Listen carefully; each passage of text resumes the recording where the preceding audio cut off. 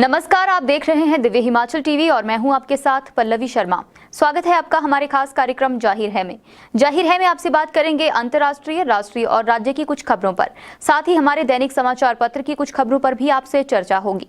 शुरुआत करते हैं अंतर्राष्ट्रीय खबरों के साथ। इंडोनेशिया के माउंट मेरापी ज्वालामुखी में बुधवार को रात भर विस्फोट हुए। इसके चलते बने गर्म बादलों से हिमस्खलन हुआ। आसपास के गांवों व कस्बों में राख की चादर बिछ गई है। करीब 250 निवासियों को भागने के लिए मजबूर होना पड़ा। अभी किसी के हताहत होने की सूचना नहीं है। रूस यूक्रेन जंग में रूस द्वारा यूक्रेन पर रासायनिक या जैविक हथियारों से हमले की आशंका जताने पर अमेरिका व रूस में तकरार हो गई है। रूस ने ऐसी किसी योजना से साफ इनकार किया है। वहीं अमेरिका ने बाकायदा बयान जारी किया है। इस बयान में कहा गया है कि रूस यूक्रेन पर जैविक या रासायनिक हथियार से हमले की तैयारी कर रहा है। इस पर नजर रखनी चाहिए। दक्षिण कोरिया में हाल ही में हुए चुनावों में यूसुक योल ने राष्ट्रपति चुनाव में जीत हासिल की है। मुख्य विपक्षी पीपल पावर पार्टी के 60 वर्षीय यू ने चुनाव में 48.6% वोट पाकर सत्तारूढ़ डेमोक्रेटिक पार्टी के ली जे म्यूंग को राष्ट्रपति की दौड़ से बाहर कर दिया। डेमोक्रेटिक पार्टी को 47.8% वोट मिले थे। गुरुवार सुबह बाद में औपचारिक घोषणा किए जाने की उम्मीद है। अब बढ़ेंगे राष्ट्रीय समाचारों की तरफ। 5 राज्य में हुए विधानसभा चुनाव के लिए इस वक्त वोटों की गिनती चल रही है। शुरुआती रुझान के मुताबिक बीजेपी उत्तर प्रदेश में इतिहास रचने जा रही है। मौजूदा मुख्यमंत्री योगी आदित्यनाथ के नेतृत्व में बीजेपी एक बार फिर से बड़ी जीत की तरफ बढ़ रही है। बीजेपी ने यहां बहुमत का आंकड़ा पार कर लिया है। उधर उत्तराखंड में भी एक बार फिर से बीजेपी की सरकार बनती दिख रही है, जबकि पंजाब में आम आदमी पार्टी ने कांग्रेस का सफाया करते हुए अपनी जीत लगभग तय कर ली है। उधर मणिपुर में भी बीजेपी ने कांग्रेस पर अच्छी खासी बढ़त बना ली है, लेकिन सबसे दिलचस्प लड़ाई गोवा में चल रही है।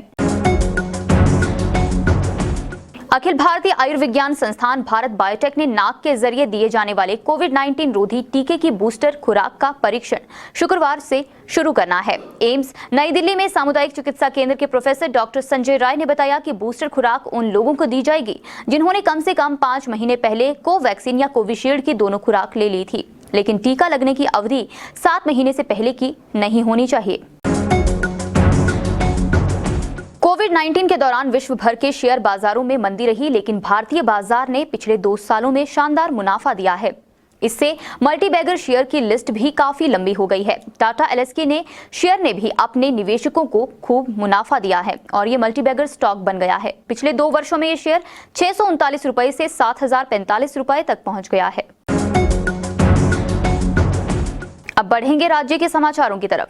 हिमाचल प्रदेश के लाहौल स्पीति के काजा आइस रिंक के नाम एक और उपलब्धि जुड़ने जा रही है। यहां पहली बार पुरुष वर्ग की राष्ट्रीय आइस हॉकी प्रतियोगिता होने जा रही है। Ice hockey association of India की तरफ से इस बारे में लाहौल स्पीति एसोसिएशन को मेजबानी का पत्र मिल गया है। यह प्रतियोगिता इसी माह 13 से 20 मार्च तक होगी।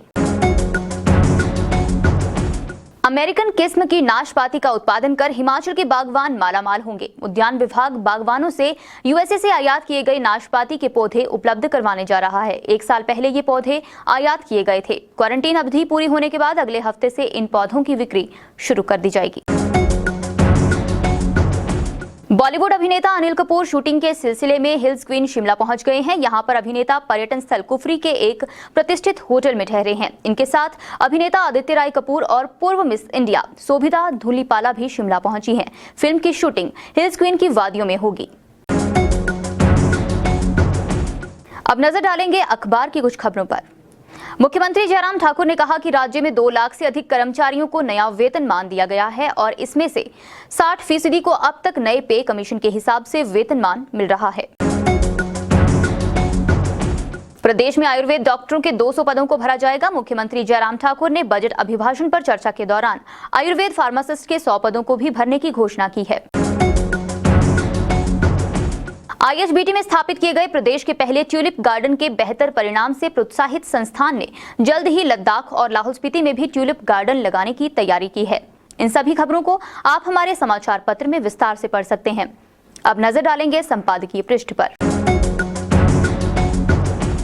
ना बीड़ की हवाओं का कसूर था, ना बिलिंग के जुनून में कोई खूट था। फिर भी पैराग्लाइडिंग के इतिहास में और 2 लोगों की मौत का हिसाब दर्ज हो गया। इस लेख को आप घातक होती पैराग्लाइडिंग शीर्षक से हमारे संपादकीय पृष्ठ में पढ़ सकते हैं। इसके साथ ही मानव विकास यात्रा में सम्मान के असली हकदार शीर्षक के साथ आपको संजय शर्मा का लेख भी पढ़ने को मिलेगा। पीके खुराना का लेख असफलता के बड़े बड़े गुण आप यहाँ पढ़ सकते हैं। छिलकों की छाबड़ी में सुरेश सेठ का लेख पुराना युग नए सुल्तान आप पढ़ सकते हैं। अब बढ़ेंगे आज के रोचक विषय की तरफ।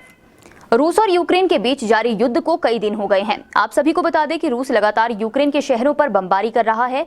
ऐसे में यहाँ के लोग अपने घरों को छोड़कर दूसरे देशों में भाग रहे हैं। वहीं दूसरी तरफ कई लोग इस कठिन समय में भी देश की रक्षा में लगे हुए हैं। अब इन सभी के बीच बॉर्डर पर लड़ रहे एक ऐसे ही यूक्रेनी कपल ने युद्ध के मैदान में ही शादी कर ली।